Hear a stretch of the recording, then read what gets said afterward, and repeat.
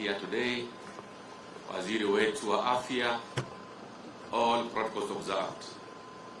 On behalf of my chair of the Council of Governors, FCPA Ahmed Abdullahi, I want to take this opportunity first and foremost to appreciate the national government, of course, with the collaboration that we are having with counties on matters health. At today's program, Your Excellency, I want to tell you that as governors, we are very much happy to collaborate with national governments on matters health. Despite health being a devolved function, there are many areas of intervention that we are going to work together to make sure that we deliver for our people. The vehicles which we are receiving today will facilitate surveillance activities in the counties, and this is one of the areas we are going to collaborate with the national government just to make sure that our people get health services which are optimal. There are many areas of collaboration on matters SHA. I want to assure you that as governors, we have taken the forefront just to make sure that we deliver. And on this SHA, Your Excellency, the only area that we are trying to request the ministry headed by Honorable Duale is to make sure that once the counties make payments for SHA, let our people get the services required. I'm aware most of the counties, we are now paying in advance. For example, for the month of April, we have already done the payments.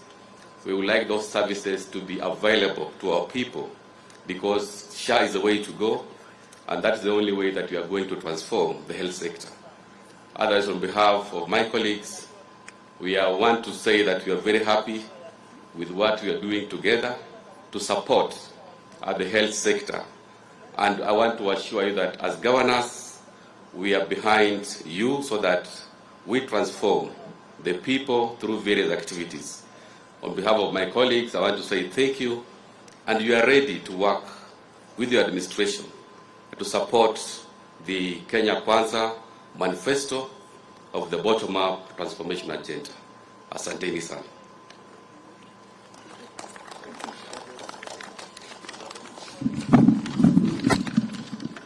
Your Excellency, the President and the Commander-in-Chief of the Defense Forces, Honorable Governors, Principal Secretary from the State Department, Departments of the Ministry of Health, Your Excellency and distinguished governors, today marks an important milestone in our national and county collaboration. These 47 vehicles are the lifeline in our public health response in the 47 counties. We are currently managing mpox, cholera, and Kalaza outbreaks in the country. These outbreaks have exposed the gaps in transport, in digital reporting, human resources, and field coordination in our counties. To address these gaps, we have operationalized the Kenya National Public Health Institute yesterday to strengthen the health emergency preparedness and the response ecosystem, and in line with the best global practice. On universal healthcare coverage, Your Excellency, the Facility Improvement Fund and the support for the community promoters are game changers. I thank you for championing this. Your Excellency, I want to report that in the last 1.5 months, I have got a lot of support and collaboration with the Council of Governors, and we have unlocked a lot of issues, including the health workers issue. The only remaining aspect, Your Excellency, which we want to do in order to improve on SHA and the universal health coverage is on the health workers and the entire county and national government civil servants who, when the system goes off on the 9th of every month, they have no cover while they are attending to particularly the health workers, while they are attending to our patients in our various counties. We are talking to the National Treasury, the Council of Governors, and we'll find an amicable solution so that they will still enjoy their medical cover while attending to our communities in their various health and facilities across the country. Finally, let this handover represent more than just logistics. It reaffirms our shared commitments to protecting Kenyans from health threats. Together we can build a stronger and more resilient health system for all. Your Excellency, together with the Council of Governors, because health is devolved, I want to assure the people of Kenya we are committed to bring back the hope, the trust that they will have in their health care system. And finally, to ask my good colleagues, the governors, that let these vehicles be specifically used for surveillance so that when there is an incident somewhere, we have a vehicle that can be sent by the county to go and pick samples to deliver to our national laboratories and county laboratories for ease of finding out what type of the outbreak is. So these vehicles, I really want to urge them to be used for that particular purpose and support that we receive from many global partners. Your Excellency, with those many remarks, it is my duty and honor to invite you to speak to the country and to all of us who work within the health sector and flag off the 47 county surveillance vehicles that will help us monitor outbreaks in all over the country in the shortest time possible. Thank you, Your Excellency, and welcome.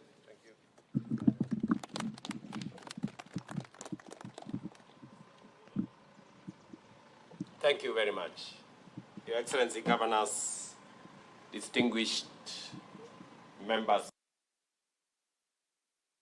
and here represented by the CECs, ladies and gentlemen, I am pleased to preside over the official handover of disease surveillance vehicles to each of our 47 county governments. These vehicles not only enhance logistical capacity, but also symbolize the national government's commitment to strengthening public health systems and disease surveillance infrastructure at the grassroots level in line with our bottom-up economic transformation agenda. As part of the lessons learned during the COVID-19 pandemic, Kenya has made remarkable strides in strengthening public health surveillance and emergency response systems through collaborative efforts and strategic investments.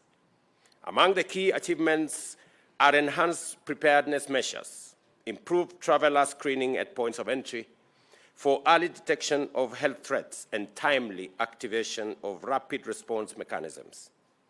We have also deployed digitized integrated disease surveillance event-based systems in all 47 counties, streamlining processes at both the facility and community levels. Additionally, surveillance officers and frontline responders have been trained and deployed across the country. At the same time, the government has significantly expanded molecular diagnostic capacity and improved referral systems in our regional laboratories. These efforts have reduced turnaround time for case confirmation during outbreaks and enhanced our ability to respond swiftly to emerging health threats. Ladies and gentlemen, as we continue to confront both ongoing and emerging health challenges, we must remain unwavering in our resolve to protect the health and well-being of everyone within our borders. Counties are the first line of defense in our health emergency preparedness and response efforts. It is through strong collaboration between the two levels of government that we succeed in building a resilient, responsive, and accountable health system, one that not only responds to crises but also is capable of preventing them. The progress we have made in disease surveillance, emergency response, and diagnostic capacity has formed a strong foundation for successful rollout of our universal health coverage plan and reinforces our commitment to long-term health systems resilience. Since we launched Taifa Care in October 2024, over 22 million Kenyans have enrolled with Social Health Authority with an average of 45,000 new registrations daily. a clear indication that Kenyans are embracing our universal health delivery model.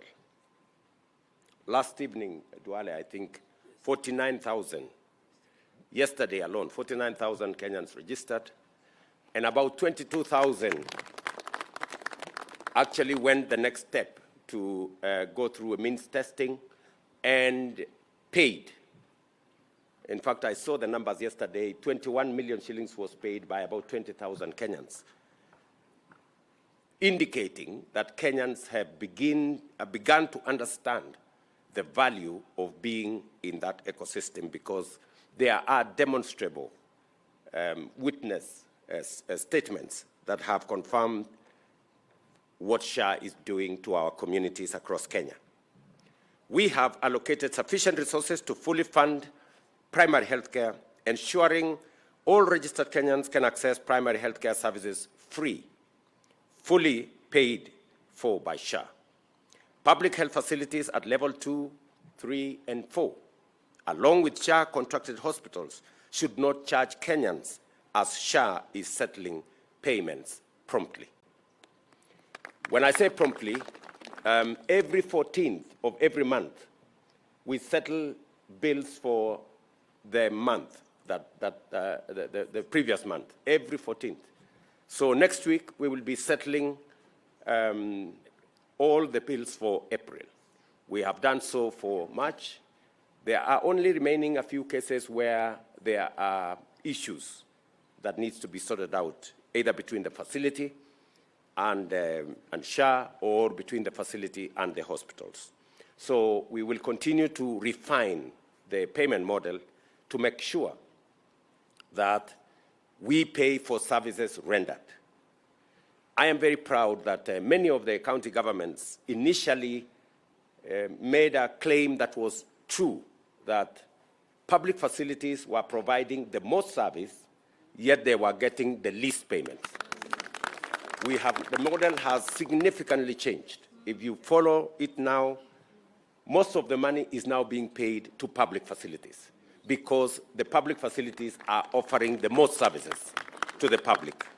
And this is the model we wanted, so that we pay for service.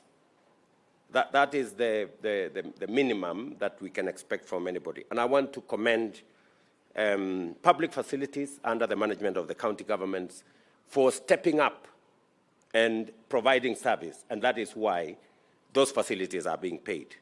I want to encourage county governments to ensure that the facilities begin to have management units under the FIF arrangement, so that these facilities, with now resources available, they can be able to provide more service. And they need a bit of supervision, so that the money that is transferred to the facilities is not used for cabro and other things, is used to buy medicine and to provide service. And I expect that our colleagues, the governors, will step up so that we can work together towards making it much more efficient for Kenyans to have medical care. Recognizing the need for skilled personnel to manage health insurance effectively, I'm informed that the recruitment process within SHA is nearly complete, with a strong focus on securing qualified professionals. As promised, staff from the defunct National Hospital Insurance Fund have been given priority in the process. Those not selected for positions within SHA will be reassigned to other roles within the public service. My assurance is that all Kenyans is that no one will lose their job. We also have embarked on a nationwide initiative to improve the availability of essential medicines in our health facilities, ensuring that Kenyans can access the medication they need at health facilities nearest to them. To support this effort, KEMSA is being repositioned to play a central role in strengthening the medical supply chain. This is part of our broader commitment to lowering healthcare costs and enhancing access to quality care. Again, this is a point where I want to request my colleagues here that we have agreed that the refill rate of 40, less than 50% is not correct. We want to move the refill rate to 100%, and it is possible. So we have provided a facility of 10 billion shillings to KEMSA. And the CEO of KEMSA is here. I want him to confirm. We have provided a facility of 10 billion shillings to KEMSA, and they have absolutely no reason today why they cannot supply every commodity that is required by counties. My request to the county governments is we also need to make sure that as KEMSA provides commodities, they are paid. It is the only way, you know. I mean, it's just what it is. You scratch my back, I scratch yours. The lawyers say quid pro quo or something. So we just have to agree that counties have to sign that as we pay their share claims, we will make sure that we pay for the medicines that are being supplied by by KEMSA. I think that is the agreement that we have. And good people, we all agree that the biggest quarrel from the public in public health facilities is the Hakuna Dawa thing. Yes. So we must deal with this Hakuna Dawa. And that is the only thing that is still holding us back. So this Hakuna Dawa thing, we must deal with it. And we now have a framework where citizens can go to our health facilities run by the public sector and find the medicine that they need to be able to take care of their health. So let us work together. I think there are framework agreements that have been proposed between SHA, KEMSA, and the county governments. Let us just find it in that framework so that we can facilitate the availability of drugs and commodities and medicines in our public facilities. Now that we are paying from SHA direct to the facilities, there is every reason why we should make sure that the medicines are available in our facilities. Additionally, the government is leveraging digital technologies to make healthcare delivery paperless and more efficient within the next 6 months. A transformation already underway in 6 counties. We just want to make sure that fraud and treating non-existent people and supplying medicines to non-existent people stops. And technology, good people, is going to help us. So, and the rollout is going on. We are going to work with you. We are already working with 6 counties. We will roll it out.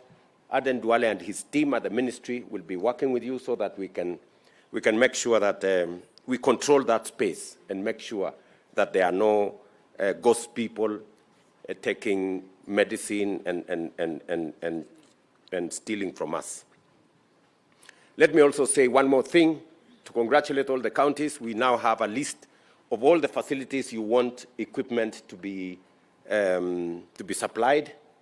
I want to ask the ministry to now focus on making sure that we work with the county governments on the facilities they have recommended so that we can make sure that all the requested equipment are available in the facilities. And then we can move to the next level for the facilities that cannot be placed under the fee-for-first service arrangement. I already made the commitment that we're going to pay 30% for the ones you want to purchase outright, and the counties will pay the balance over a period of time. So again, I want that process to come into force so that we can roll out the full scale of our health facility development. Let me say this. We needed to sort out payment. We needed to sort out commodities. And we needed to sort out equipment. Those are the 3 things that we need to sort out. And we are going to do it collaboratively. As I conclude, let me also say one more thing. I am very happy that now I did instruct the Ministry of Education to work on a framework that will facilitate counties to continue giving bursaries to our students. And the ministry have sat down, they have worked out a framework, and now counties can now participate in matters education by making sure that the very deserving Kenyan young people and students benefit from bursaries, both from the national government and the county government. I want to ask the county governments now, you can now sign the agreements that were initially asked by the Comptroller of Budget, and therefore we can all participate in the education of our children. As we said, the two levels of government are interdependent and we work together. So although education is a national function, but we want the support of the county governments in especially matters to do with bursaries. The same thing, health is devolved, but we want to support the delivery of health facility because ultimately the children belong to Kenya. They don't belong to the national government or the county government. And Kenyans who seek medical attention do not belong to the national government or the county government. They are just Kenyans. And they expect all of us to work together collaboratively so that we can deliver on our collective mandate for the people of Kenya. And to give assurance to my colleagues, the county governors, that I have no intention whatsoever to take over any county government functions. I do not have. My hands are already too full. I have too many things to deal with. I can only play a supportive role in making sure that when counties succeed, Kenya succeeds. As I conclude, I urge all Kenyans to register with SHA. Let us move away from the burden of Harambes and the WhatsApp group fundraisers for medical bills. Together, we are building a sustainable, dignified healthcare system that serves everyone without discrimination. Thank you very much, and I'm very happy to work with you guys on making sure that we detect disease as early as we can by providing the infrastructure for surveillance, and to congratulate all of you for what you're doing in making sure that Kenyans are safe from wherever they are. Thank you very much. Thank you, Your Excellency. We will now request that His Excellency step forward for the flagging off, joined by the Cabinet Secretary, and intermittently, as the vehicles are passing, we'll do them in order of the counties. So we'll have the governor to join His Excellency. The rest, kindly let's remain, because we'd like to have the governor of the county that's being flagged off. So please step back, one step. Governors, please just step back a bit. And we'll start with County 001, which is Mombasa County. So if the governor is not present, let's have a representative and the CEC for that county.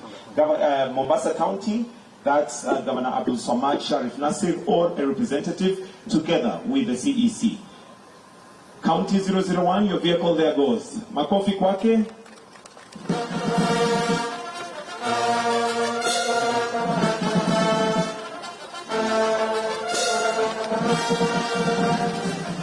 So the governor can step out and have Kwale County. Kwale County.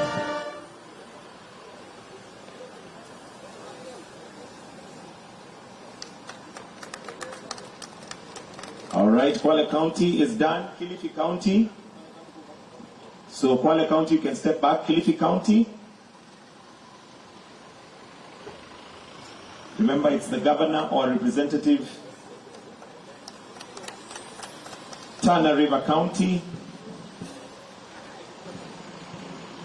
Followed Tana River County currently. Lamu County. Lamu County.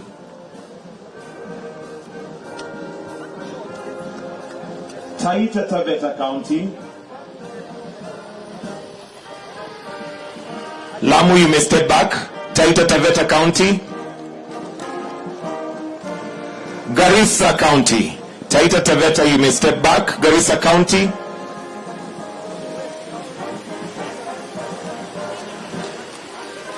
Wajir County. Garissa, you may step back, please. Wajir County, Wajir County,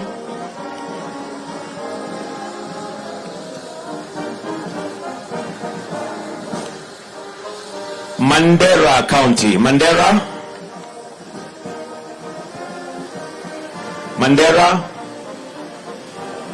Marsabit should be on standby, Mandera County. Thank you. Marsabit,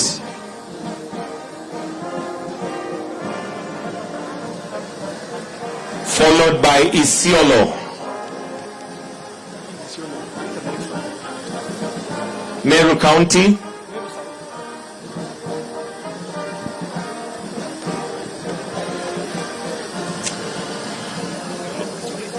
Meru County,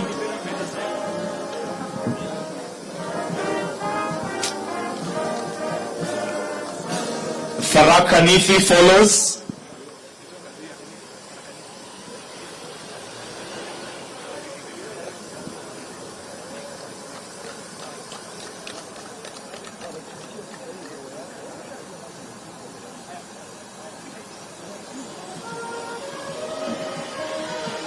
That's Embu County. So following is Kitui County. Kitui County.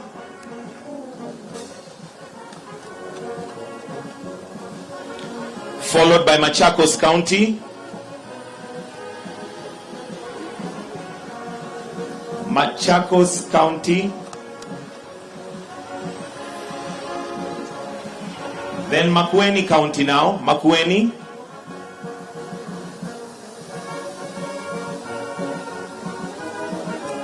Followed by Nyandarua.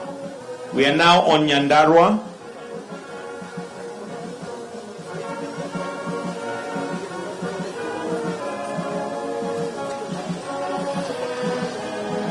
Nyandarua followed by Nyeri County. Nyeri County.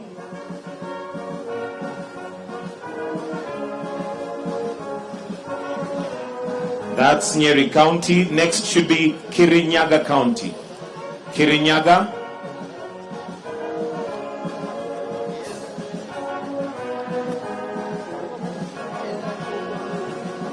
Then Murang'a County. Murang'a County.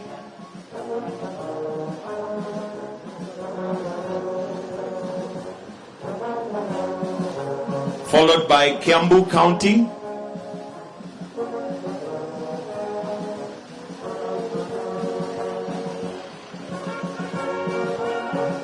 Turkana. Turkana County.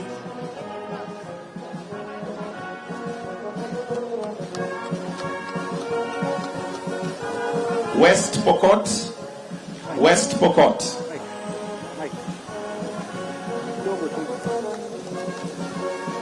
Samburu. Samburu County.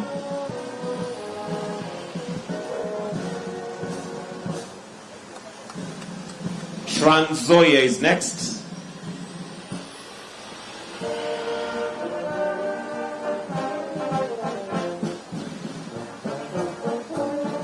Trans Nzoia followed by Uasin Gishu. Uasin Gishu County.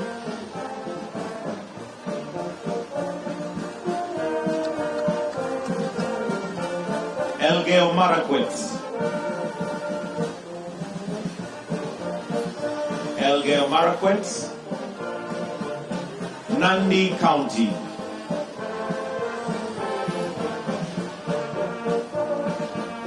Nandi County. Baringo.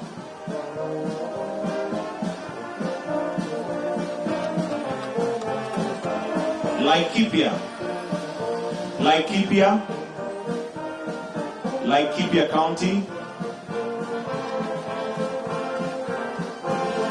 Nakuru County.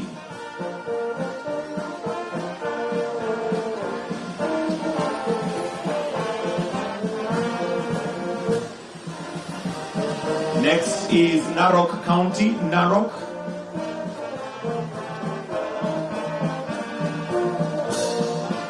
Kajiado.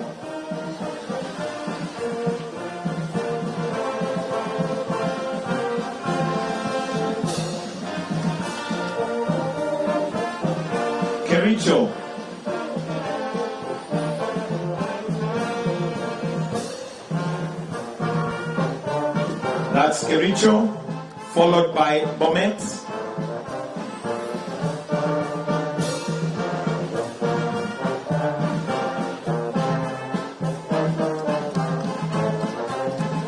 Kakamega.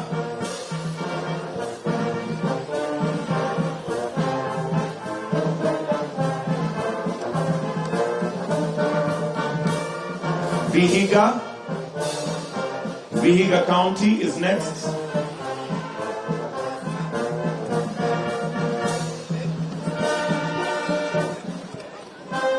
Bungoma County. Bungoma.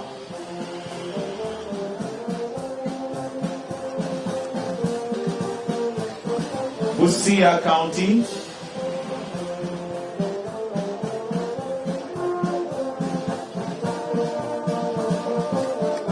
Followed by Siaya County.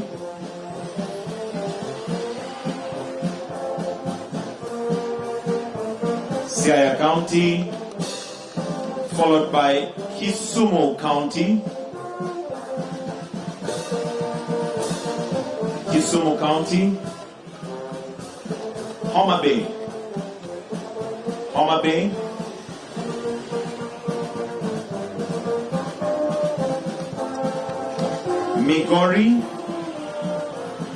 Migori County, Kisii County, Kisii, Nyamira County, and the last one, Nairobi County.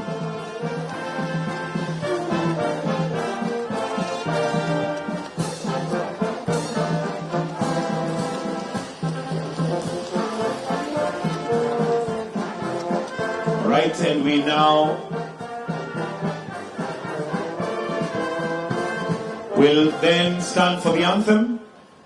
Kindly tusimame wima kwa wimbo wa taifa. Wimbo wa taifa.